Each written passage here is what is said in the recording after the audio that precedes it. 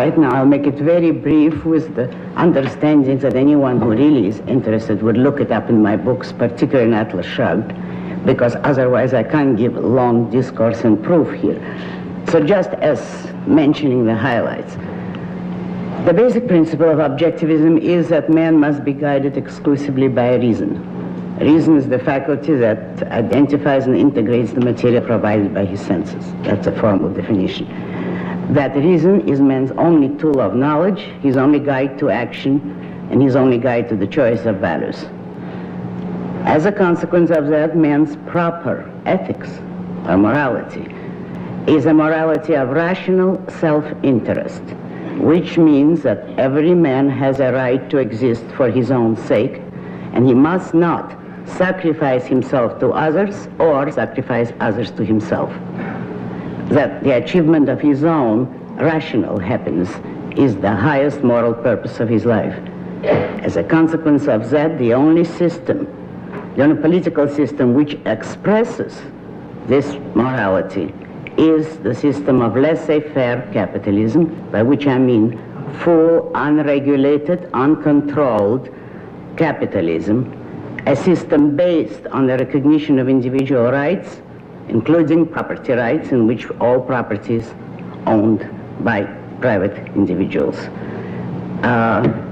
The principle which ties morality to politics is the principle that no man has the right to initiate physical force, violence, compulsion against other men. Men have certainly the right of self-defense, but no man, no group of men, that includes the government, has the right to initiate force and to force a man to act against his own judgment. Now this is the essence of the philosophy, but if you want me to illustrate what it means that very beautiful song which we just heard, which was sung magnificently, only in reverse. It means that man, if he chooses his ideals rationally, can and must achieve them. Here on earth, in reality, that there are no unreachable heights for men, there are no unrightable goals, wrongs. In other words, I approve enormously of that which makes people like the song, but I don't approve of its company. But you will have to explain this. Other men can be of interest to an individual if they represent values, moral values.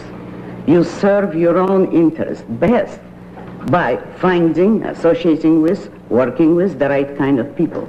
Therefore, other people can be a value, a great value to a man, but only when and if they correspond to his moral ideas, not otherwise.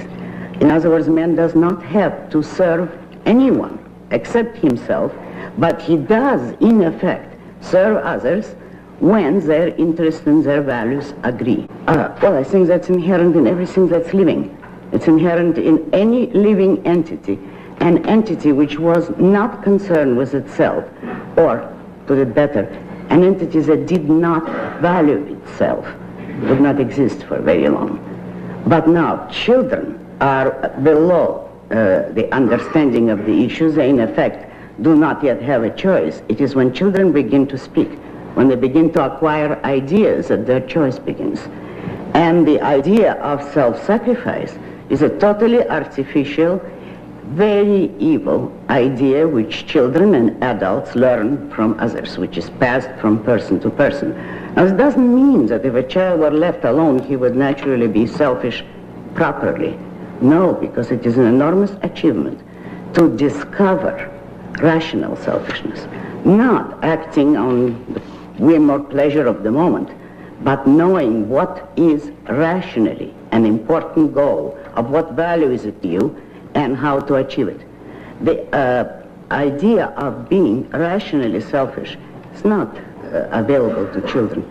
It would take a long period of thought or the proper teaching for them to discover it. The need, I would say, here has resorted to it by default, because all the content of man's consciousness he has to acquire. He has to acquire by thought, by knowledge. He has to discover it by default of a proper understanding of life. which means of a proper philosophy of life, men resort to blind faith. It is a phenomenon of default. Men have not yet progressed out of it. Actual need is for a conscious philosophy of life. Man is a conceptual being. He can't exist range of the moment. He needs a larger view, a long-range plan. By default of proper rational principles, he falls on religion because that is all that is offered to him. So that I regard religion as the infancy of mankind. It is the pre-philosophical stage, and a great many people are still in their infancy. Here's what I find, that young people, particularly in colleges, are enormously anxious to find rational answers. This is not to say that they will all necessarily always be rational, but they need the quest for understanding, for an integrated, consistent view of life is there enormously and tragically. If you begin to speak to them about faith or religion or any form of mysticism, most of them will not listen with great interest. To say that each person sets his own standard would simply mean subjectivism. No, what sets the standards is the science of ethics. That is a branch of philosophy. Its particular task is to define moral standards. Then it is up to each individual to decide what he agrees with, which standards he considers right, if he thinks, which standards he considers rational. Now, an individual may discover a new set of standards, but it is not subjective. It is not just up to him. If he discovers such a subjective code, this is not really morality. This is not ethics. That's just what we call whim worship. But he may have other interests in his life too. But as his primary goal, if you mean should every man's first value, top goal, should it be productive work on any level of ability? I would say yes, certainly. And if a man does not want to be productive, he is immoral. It's above all confusion, and consequently, and very often unearned guilt. Some of it is earned, all right, if people consciously do what they know to be wrong, but the more tragic thing is unearned guilt. Young people and older ones too, who accept guilt because of the wrong moral standard, who are really not guilty, but are made to feel guilty by today's culture. As the church has said them for much too long and with disastrous consequences. But if you ask me who should, philosophers, the one who can prove the kind of code of morality he advocates without any contradictions. Oh, my views will probably be the norm of the future, but not right now. A volunteer army, an army of men who know what they're fighting for, speaking in practical terms, is much more effective, much better army. But first, the moral issue underlying it. I say that no single individual has the right to demand the life of another individual. Each man is the owner of his own life. That is the meaning of the idea that a man has the right to life, to his own life, not anybody else's. Well, if no single individual has the right to your life or mine, 10 million of them or 2 billion do not acquire that right by ganging up on one man. No man has the right to demand the life of another, therefore neither has a group, nor a nation, or nor a country. Men do not have the right to the life of another human being. That is the sole meaning of this kind of argument. You do not descend to your enemy's level in order to defend yourself, morally speaking. Practically speaking, of course, it doesn't work. If you ask me, is it proper to fight when your country is attacked in self-defense? Yes, I would say certainly. And men should volunteer to fight in such a case, because it is in defense of their own rights and their own freedom. But a country does not have the right to compel them to fight, particularly in a war like Vietnam, in which the United States have no interest whatever. We have nothing to gain by that war, and it is draining this country. Therefore, I am enormously opposed to the whole Vietnam mess, but for the opposite reasons from those that those Vietniks are yelping about.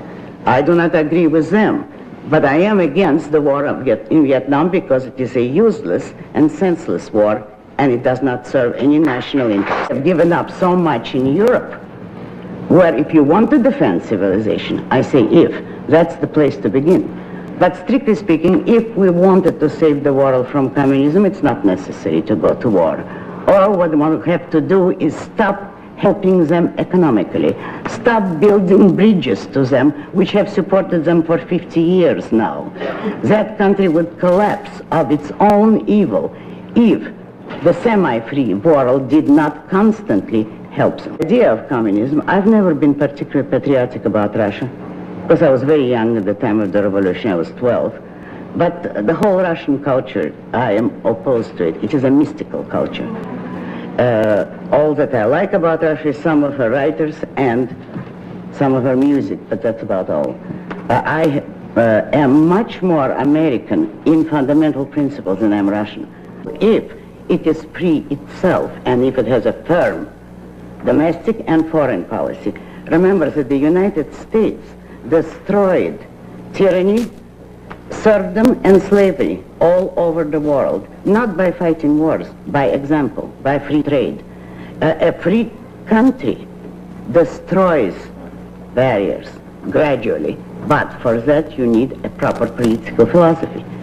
We had the beginnings of it in the 19th century, not the full case, and we lost the case. Why did we lose? Because capitalism cannot coexist with the morality of altruism.